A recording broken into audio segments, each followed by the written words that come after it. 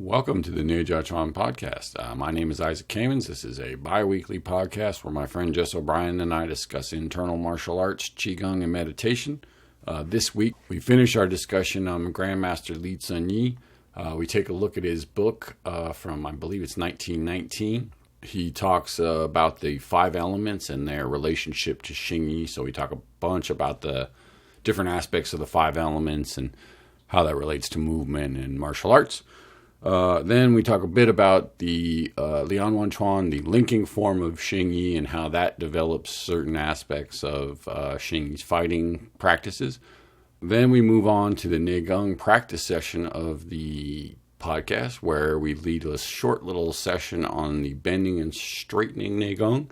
In addition to that, check out our Patreon. We released an interview recently with Mary Christensen, one of Bruce's longtime Tai Chi students and one of his first Bagua students. So check that out. Also, we'll have the third part of our Xingyi practice session coming up probably this week or next. So check it out. Hope you enjoy the episode, and thanks for listening.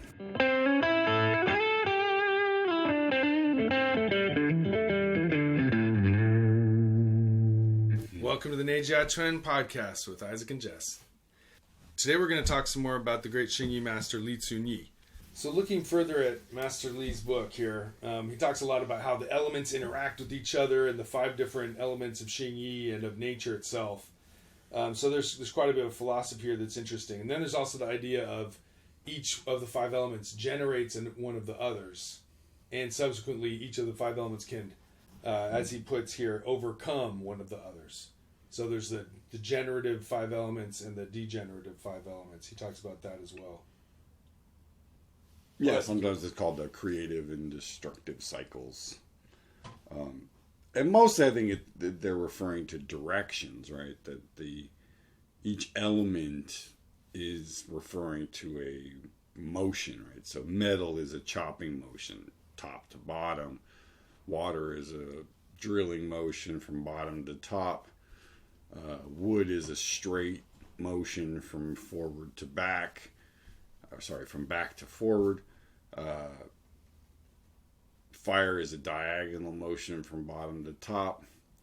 And earth is a horizontal motion crossing the body, right? So you have a physical action that goes with each of these elements, which gives you context. And then there's the whole thing about, this technique will counter that technique because of the elemental component of it, right? So it gives you a context for like a framework for how to put the different techniques together.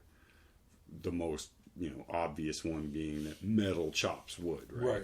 So that, if somebody comes at you with a straight punch, you do the downward chopping motion and it counters that thing. Right. Likewise, if somebody comes at you with a downward chopping motion, you use the upward fire motion because fire melts metal, right? It's things like that, Right. I don't know how much make up how it would work. Right, and I don't know how much of it actually holds up when you get into full-on improvisational combat. Right.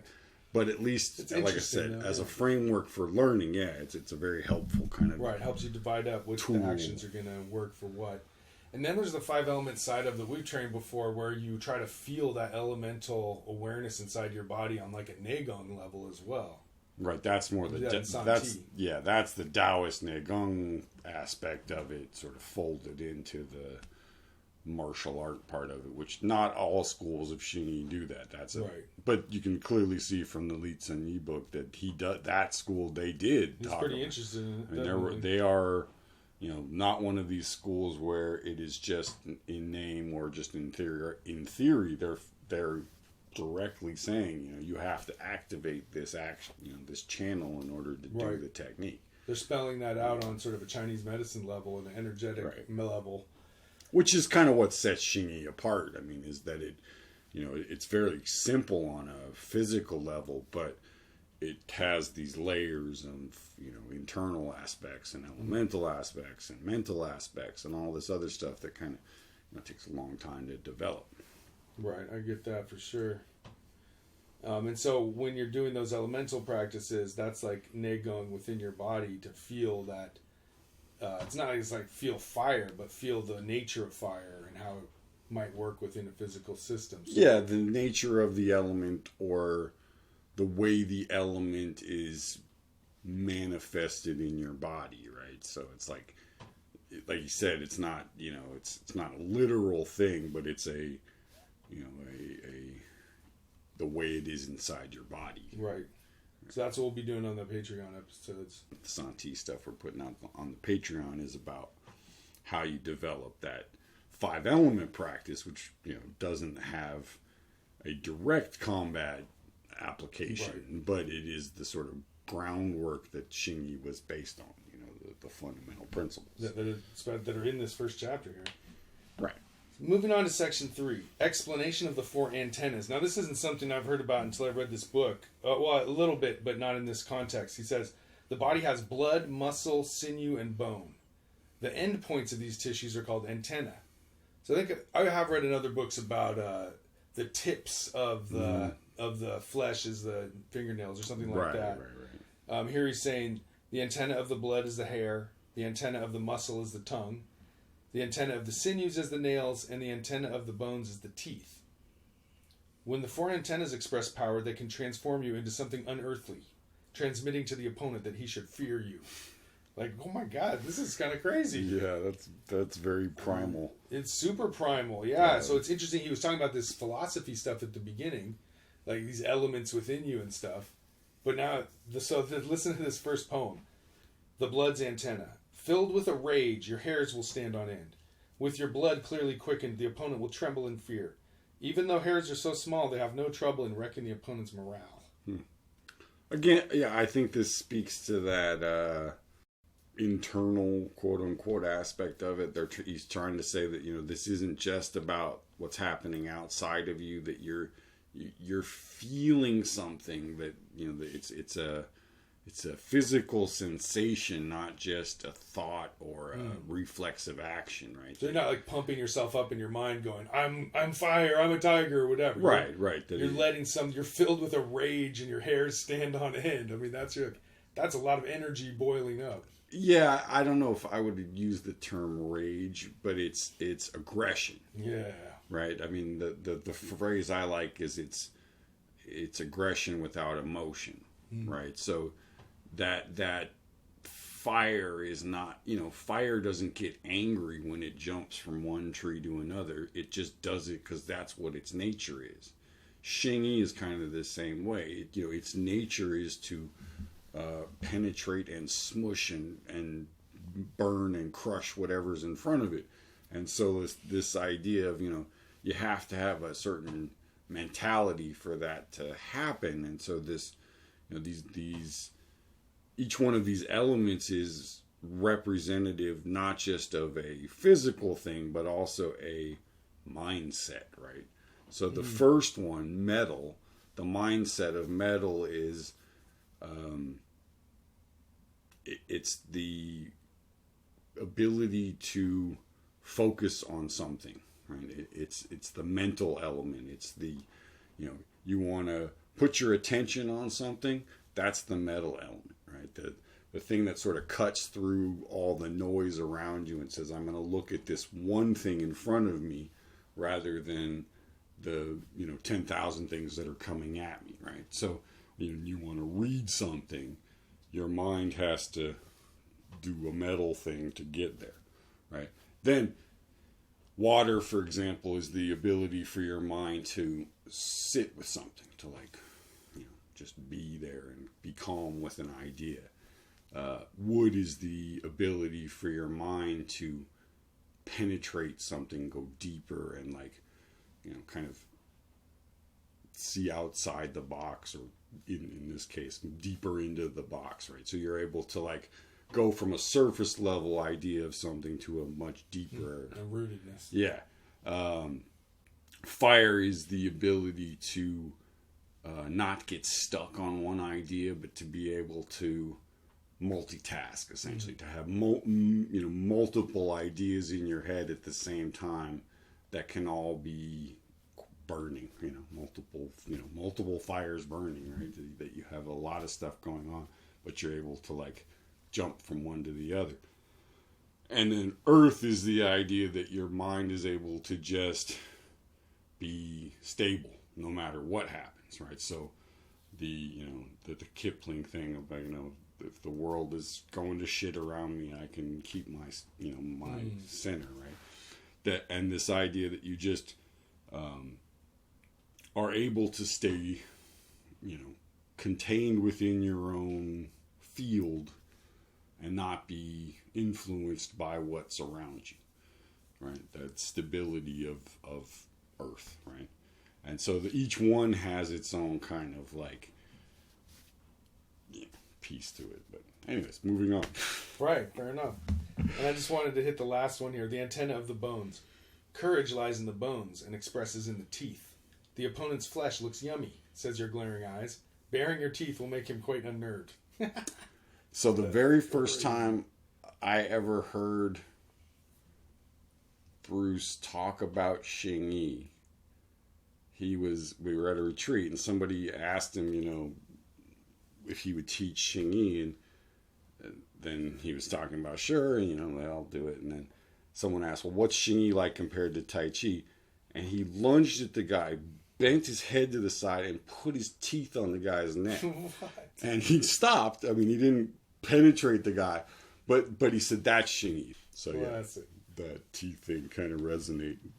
Moving to the next section of the book, Master Li Cunyi says, the practice of boxing arts is 80% solo practice, 20% partner. Thus it is said, strengthening the body is constant, defeating the opponents is only temporary. So that's... Chinese martial arts does a lot of solo practice. Right. I think that speaks to the sort of self-cultivation aspect of it, that these guys were promoting martial arts as a way of sort of more than just fighting arts, as health arts, as national strengthening arts. So they always kind of threw in this other thing of it's more than just killing somebody. But then again, Master Li switches back. As for strengthening the body, any boxing can be practiced, but as for defeating opponents, the 5 elements techniques are best. A method of defeating opponents requires quality more than quantity. These techniques can be used to fight against one person or many. If you're practicing too many techniques, you'll be neglecting all of them. If you strive to have a large amount, you'll only end up with a big mess. If your body has not been properly trained, you will lose. Yeah, and I think that's Xingyi in a nutshell, right? Absolutely. 5 elements. And I think that speaks to this idea in Xingyi that it's not about learning a bunch of techniques. It's about having the internal, cohesion, connection, power, whatever term you want to use, so that the few techniques that you have work. And I think it was Wang Shujing that said, it's better to do one technique well than 1,000 techniques poorly. That the one good patron is worth 1,000,000 different kicks and jumps and slaps, and because if they don't do anything to me and my patron drops you to the floor, and so that aspect of Xingyi is there is this. It isn't pretty, but it works well thing, right? Yeah. So keep coming back to that. He talks about that again in the next paragraph. This one's good. It's human nature to devote our attention to what we enjoy. We want things to be full-flavored rather than bland and boring, to be wide-ranging rather than restricted, or to come to us quickly rather than making us wait. A lonely pine tree with long branchless trunk may not be pleasing as freshly flowering willows, but what is better at surviving through a harsh winter? There you go. The 5 elements techniques are all simple postures and are thus the proper thing for ordinary practice. Yeah. He's just ripping other martial arts in a way, just like, look, all that flowery crap. You just want to be a lone pine trunk through harsh winter. Yeah, he is. But there is also that aspect of saying, it isn't about better or worse. It's about function. Right, and that the function of something like Xingyi is not to be flashy and to be pleasing to the outside. It's to work. It's to withstand attack. And so those two things don't pair up. I mean, one of my favorite quotes about Xingyi from Wang Jiwu was, you can't be too smart if you do want to do Xingyi, right? That your mind can't be too looking for something to do, right? Like he's like, if you're more that way, salt and pepper, then you do Tai Chi or something with a more complicated form. It gives your mind something to kind of be occupied with. Xingyi, the only thing you're occupied with in Xingyi is doing the single technique that you're doing and maybe breathing. But that's it. There isn't the form of it is quite simple, and I think that's what, in a sense, it makes it special is that. I've got to read. There's some more poetry on the exact same topic. Go for it. So deep there is no bottom, so vast there is no horizon. Boxing arts are like this. If you achieve a shallow level, you may be able to deal with one opponent, but if you achieve the deepest level, you'll be able to deal with any numbers of them. To practice boxing arts, you truly have to be humble. If you only take a taste and then stop, working sporadically, you cannot expect to get very far. The 5 element techniques are not at all easy. After just a few months, you'll see great progress, but even after 10 years, you will still not have mastered them. Yeah, that's profound. He just beats this topic into the ground. He's just like, again and again, just repeating. Well, but it's not necessarily going to be pretty. You're just going to go slow and sure. But that last part, what was read the line? Yeah, you'll see, just in a few months, you'll see a bunch of progress. But then 10 years later, they'll still you haven't mastered it even yet. And this idea that, in a few months, you'll learn the fighting techniques. The cover chop, the stepping out of the way, the bung trend hit, the pow trend returning, all this stuff. And that will, you'll be able to fight with it maybe 3 months is a bit much. But, maybe a year. You practice every day. Yeah, sure. Right? But then once you can do that, there's a whole nother level of it, which is the lifetime of practice that can go into these arts to develop this other aspect of it, if you want to, right? Like, you don't have to, but he's clearly saying that Xingyi can be the vehicle for this cultivation of qi and mind and power and all this other stuff, beyond the 3 months of, as Bruce used to say, boom, boom, bang, bang, right? Just the bashing your arms together and hitting each other stuff. Which is, admittedly, for a lot of people, that's the fun part of it, right? Is the hitting, the fighting, the martial art part of it. The work of it, the not the fun part, but the neigong part of it is the slow grinding training of doing Santi over decades, and the breathing practices, and the stance work, and the stuff that really makes you, if you want to take it to the level of being good at fighting with Xingyi, you can't just do it for once a week for an hour. You really have to train it for decades. Yeah, that can be a good exercise, but they're not going to be at the highest level. Well, and it's the thing of like knowing something versus knowing it, right? It doesn't take very long to know the Xingyi 5 elements. You can learn those in a weekend. But to really understand the complexity of each of those techniques and all the different ways you can apply those techniques to martial arts, that takes 20, 30 years at the minimum. Right. There's so much creativity involved, and it's just a matter of doing it and enjoying it. Yeah, and it's like music. There's only 12 notes, right? Xingyi's only got 5. Right. Every piece of music you've ever heard in your entire life was made up of those same 12 tones. Unless you're listening to some really weird stuff. But most Western music is frameworked around, a very basic structure. Xingyi's the same way. It's a real basic structure, but then you can layer it, improvise over it, transpose things, connect things, do all these other things. So it isn't always the same way, even though it's the same techniques. It's like, or cooking is another example. Right, sure. Right? Ingredients, I'm sure we've said it a million times. Beans, rice, meat, and cheese. You can do a lot with those, 4 ingredients. All right, let's end with this last one where Master Li's still going on this rant. Opinionated people keep saying that boxing teachers are all selfish, that whenever you ask them something, they don't explain, and whenever they do explain, they don't explain it fully. But is this really so? Students who are so full of themselves will either recklessly challenge others and invite disaster, or they love to fight so much that they go around bullying people. They are vehicles for their own destruction. Students who are inconstant learn something halfway, and they think they know it well enough. They start in the morning, but they quit by evening, and then they say they've completed the course. When you test your skills and find out that it's useless, do not say my teacher cheated me. Say, I practiced it wrong. It was not that the teacher failed you, it was that you never took the art seriously. How was he being selfish? I feel like that might be a personal dig on somebody, right? But just think of the old crusty teachers you've known who are just like, they're always spouting complaints how everyone's doing it all wrong. You know, I can relate to that. You know, sometimes as a teacher, it's frustrating to see your students not progress, but you know, you did your best, and you know, it's sort of like, well, it ain't my fault. I love how he's just writing them off like, what? You know, he's like, quit blaming the teacher. It's not our fault. The students are out there beating each other up. Yep. And then, you know, not training hard enough to get it down. That's funny. It's same old complaint from teachers 100 years ago till today. Pretty much. The next section of Li Cunyi's book is called is about the Lianhuan trend, the continuous boxing set. He says here the continuous boxing set is based on the 5 elements techniques. If the 5 techniques have not yet been practiced to familiarity, there's no point in learning the continuous boxing set.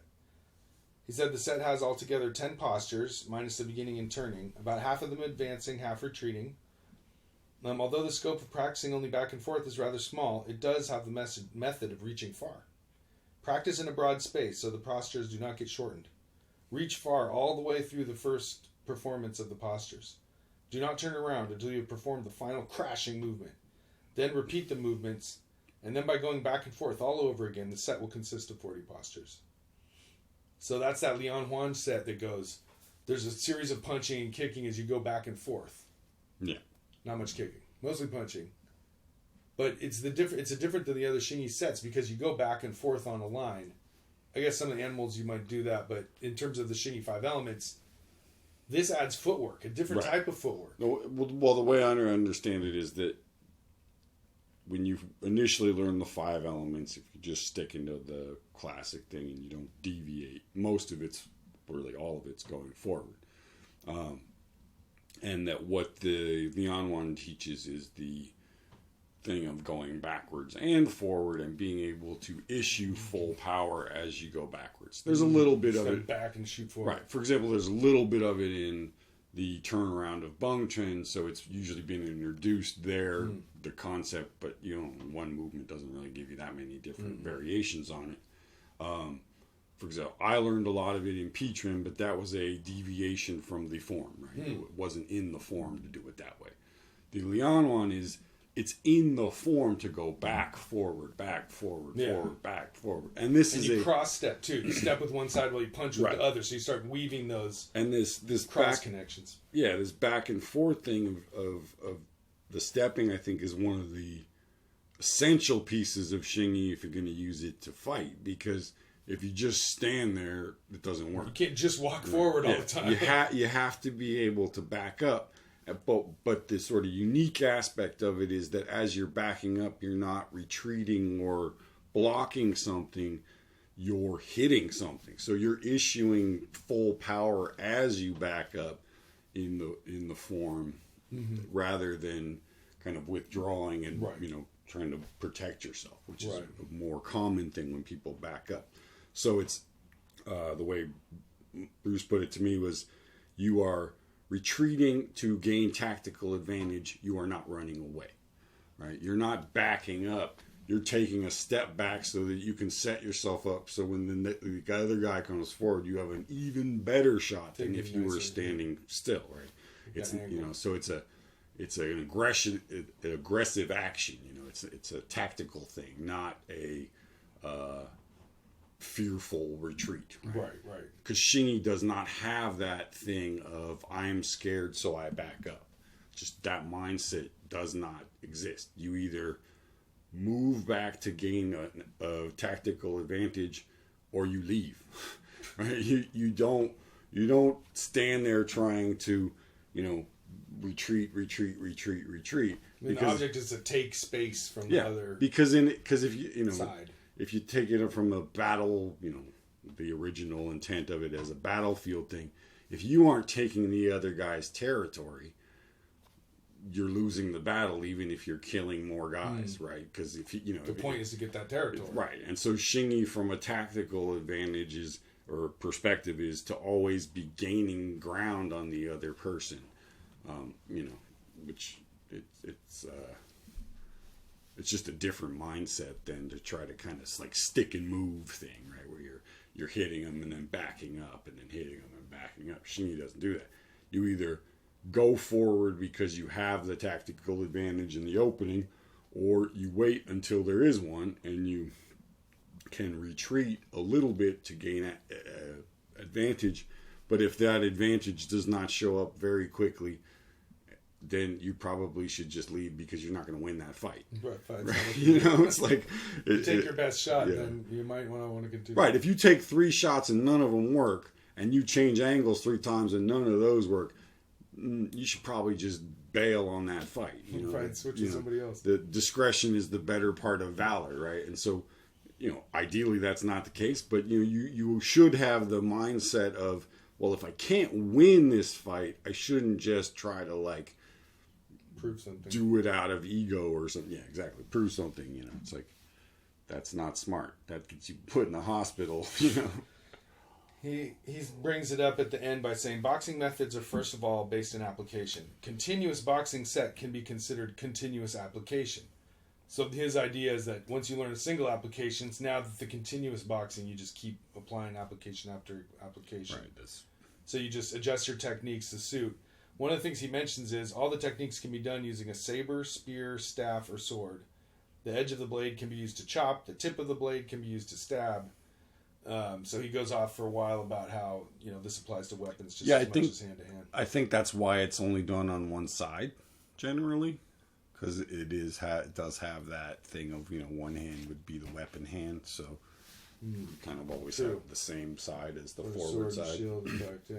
But I don't know if that's how much of that holds up in these days. Drawing from another Li Cunyi book, the Xingyi Lianhuan book, translated by Joseph Crandall, 1994. He talks a little bit about the Xingyi Five Elements Lianhuan set again. The actions and postures of Xingyi Lianhuan are simple, but the ideas are deep. The unbroken waist and curved legs are difficult to achieve. It does not esteem the reckless courage. Hard and soft are mutually mixed. It flows with natural movements. Moreover, the old and weak, women and children can all practice it too. I mean, that was just what you were saying about how reckless courage is not the deal here. Like, you're trying to create these connected, curved body postures, Yeah, well, it's in the name, right? I mean, the Xing, the body, right? Yi, the mind. So the form and the mind have to merge, right? Anybody can do that. And that's the part about it. Weak people, old people can do it too. In that Xingyi's physical movements don't require you to be excessively flexible or strong or any of that stuff, and thus you can use these movements to develop flexibility and power and strength and all this other stuff. So it's easy from one perspective because it doesn't require you to jump and flip or do any of that stuff. But it can develop this internal power, which can benefit you greatly, especially if you're older. Wang Shujing was famous for, teaching people in their, 60s and 70s Xingyi and single palm change stuff, and using it as a way of developing health and physical sort of dexterity and flexibility, and just kind of. If you think about the movements of Xingyi and Bagua, Bagua's more complicated physically, but they don't, they aren't like Tai Chi where there's this 108 moves of something that you have to remember. It's a short number of movements that you have to remember, and it's the repetition and sort of work you do within the movements that are, make it work, not the repertoire of technique. So you don't have to be, you can have a bad shoulder and a bad knee and, have been in a couple of accidents, and you can still practice Xingyi and get some benefit from it. Right. As long as you don't overdo it, you can. Right. Where did some leg work, pump the blood a little. You couldn't do something maybe that required you to roll around on the ground. Or getting a super low posture, or squatting, or walking really fast. Or do some sort of really... jumping and stuff. Exertive kind of activity. All right, the last thing I want to say is about martial arts book publishing. Here's Li Cunyi says, "We must use and create books and send them out without ceasing. It is good for the state of the martial arts in that it will foster very important discussions of the principles and in general to help in practicing the methods. Moreover, one has to have the will to investigate. One can browse through a book and not get the main points. What then occurs is that one will get bored and tired. Accordingly, one can have the book and yet still not be able to function. Automatically, any interest in study will be lost." So he's kind of complaining about how people aren't paying very much attention while they read, but that also the books are boring. Well, There's a lot of truth to that. Yeah, and I think this, again, this group that he was part of, one of their main, activities was publishing books, and I think that their purpose was to try to get people to practice, not to read books. So the goal was, they were saying, these books are here because we want to spread these arts, but the real spreading of the art is not for people to read the books, it's for people to practice. Sort of like this podcast, I mean, we sit here talking about it, but the purpose of the podcast is so that, people can learn about this stuff so that they'll go practice it, not that they'll just learn about it to just have it as intellectual knowledge. All, that's nice too. But. Well, yeah, I agree. And like the book like this, it does, the advice is pretty general and stuff. I think to me, it's like, I get excited and makes me want to go practice some more. It's not that the book taught me everything I need to know. It's just, it's fun to read about someone else doing it, and so it makes me want to do it, Yeah, no book, no video, no two-dimensional object is going to ever give you the same experience as a person grabbing your arm and putting you in a position or smacking you and doing it. So, all of the, even that, 100 years ago, these guys were saying, look, this... You can use the materials to aid your practice, but the thing that really makes it work is the practice. And I think that still, you need some books to get you pumped up and videos to get you inspired and podcasts. And I agree with him that a lot of them aren't that great. Some of these older books are just real dry, man. Yeah, and a lot of them, they focus on trying to describe techniques, and I think just to try to verbalize in the 2 dimensions how to do something that's 3-dimensional, it's really tough. And so it's thank goodness we have the video. It can, it can. Even video though, it doesn't. There are things that you can't get from watching that you get from the person actually putting their hand on you. Sure. And I can tell you that from the experience of having taught Zoom classes over the last year. Right. It is, as a teacher, it does not work the same way. I mean, it works a little bit, but it does not work the same way as when you can put your hand on someone and actually make them do something. Right. And this stuff has always been meant to be a experiential thing, right? Like, that is what makes, I think, the internal martial arts, jive so well with Taoist philosophy, because both of them are based on doing something, right? The experiencing of what especially what the body is feeling, right? And so this whole thing with the 5 elements and all that, you're tying back to just the physical body as the vehicle for the development of, these internal principles. And I think that kind of, that's endless. That never, couldn't agree more. Do that till you're dust. Till you're old and gray. All right, good checking in with you. All right, man. Thanks. Okay, so for the neigong principles portion of the episode here, we're going to work on bending and stretching. So for the physical movement, what you're going to want to do is get yourself in a natural posture with your feet about shoulder width apart. And you put your arms up so your elbows are about the height of your solar plexus.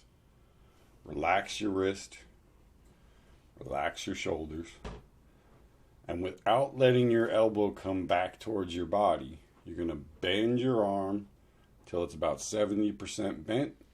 Then you're going to stretch it till it's about 70% stretched. So there's always this little bit of reserve in either direction.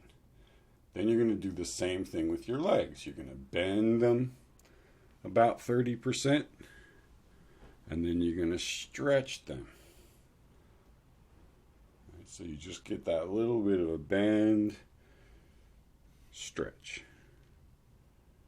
Try not to let your knees move forward or back, and don't lock your knees as you do it. And the feeling you're looking for is that sort of like a jack in the box, right? That it loads a little bit of a spring and then releases. There's no pushing. There's no sense of like heaving your chest forward. And you want to let your breath be as natural and as smooth as possible. Then the last bit of it is your waist or your quad. That as your arms and legs bend, you want to sit into your pelvis a little bit and let your quad bend forward. This will make your head and your spine lean forward slightly. And then when you stretch, you want your pelvis to come forward and lift your head up. So your shoulders go up, not back. And then just repeat that action 10, 20 times.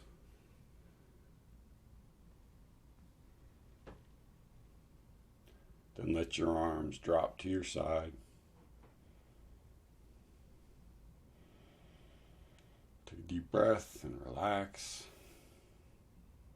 And then you can kind of come out of the practice. Hey folks, Isaac here again. Thanks for listening. Just a reminder, check out the Instagram, like and subscribe, and take care of yourself.